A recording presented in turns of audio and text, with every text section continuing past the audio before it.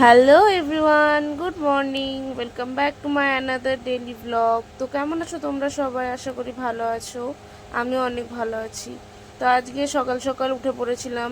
তো আজকে যেহেতু সোমবার, বাবার মাথায় জল ঢালতে যাবো, তো সকালে ব্রাশ করে স্নান করে নিয়েছিলাম।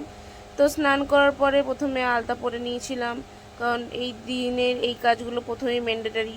স্নান টান করে ফ্রেশ হয়ে আলতা পরে নেওয়া। তারপরে আজকে বাড়ির পুজোটা প্রথমে সেরে নিয়েছিলাম পুজো দিতে যাওয়ার আগে। বাড়িতে সব কিছু, সব ঠাকুরকে ফুল দিয়ে, শিব ঠাকুরকে ফুল দিয়ে সব কিছু দিয়ে পুজোটা সেরে নিয়েছিলাম আজকে সকালবেলা প্রথমে। তারপরে পুজো টুজো সারা হয়ে যায়, আমি এদিকে পুজো সারছিলাম, ওদিকে বোন আমাদের পুজোর জন্য এই যে ঝুড়িগুলো সাজিয়ে নিচ্ছিল। তো এই যে দেখো ঝুড়িগুলো সাজানো হয়ে গেছে, আর আজকে ফুলে অনেক কম দিয়েছিল ফুলটা, কেন কি জানি। তারপরে এই যে দেখছো ব্রাইটনেস, দেখছো সূর্যিমার প্রচণ্ড রোদ ছিল।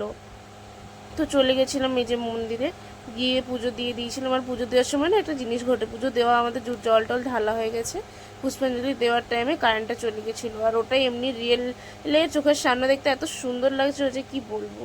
তারপর জল ঢেলে একটু মিষ্টি দোকানে চলে গেছিলাম, এইখানে একটু পরোটা কিনে নিয়েছিলাম, তো ওটা খেয়ে নিয়েছিলাম টিফিনে।